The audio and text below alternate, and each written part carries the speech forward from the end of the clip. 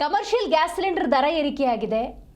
ಈ commercial gas cylinder ದರ ಏರಿಕೆಯಾದಾಗ ಜನಸಾಮಾನ್ಯರು ಅಂದ್ಕೊಂಡಿರ್ತೀರಿ ಹೋಟೆಲ್ನ ತಿಂಡಿ ತಿನಿಸುಗಳ ದರ ಏರಿಕೆ ಆಗತ್ತೆ ಅಂತ. ಆದರೆ ಹೋಟೆಲ್ನವರು ಹೇಳ್ತಾ ಇರೋದು ಒಂದೇ ಮಾತು, ಕಾಫಿ ತಿಂಡಿಗಳ ದರ ಏರಿಕೆಯನ್ನು ನಾವು ಮಾಡೋದಿಲ್ಲ ಅಂತ ಸ್ಪಷ್ಟಪಡಿಸ್ತಾ ಇದ್ದಾರೆ. ಹೌದು, ದರ ಏರಿಕೆಯಿಂದ ಪರ್ಯಾಯ ವ್ಯವಸ್ಥೆಯನ್ನು ಕಂಡುಕೊಳ್ಳೋ ಪ್ರಯತ್ನದಲ್ಲಿ ನಾವಿದ್ದೇವೆ ಅಂತ ಸ್ಪಷ್ಟಪಡಿಸಿದ್ದಾರೆ.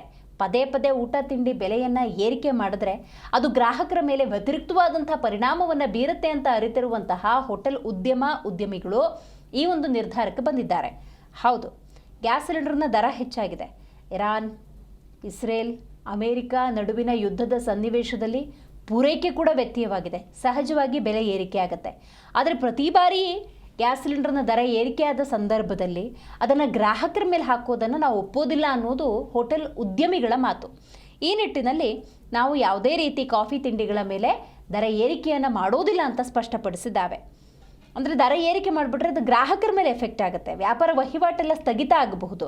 ಈ ನಿಟ್ಟಿನಲ್ಲಿ ಹೋಟೆಲ್ ಉದ್ಯಮಗಳು ತೆಗೆದುಕೊಂಡಿರುವಂತಹ ನಿರ್ಧಾರ ಇದು. 2161 ರೂಪಾಯಿ ಇದ್ದಂಥ ಗ್ಯಾಸ್ ಸಿಲಿಂಡರ್ ಈಗ 3102 ರೂಪಾಯಿ ಆಗಿದೆ.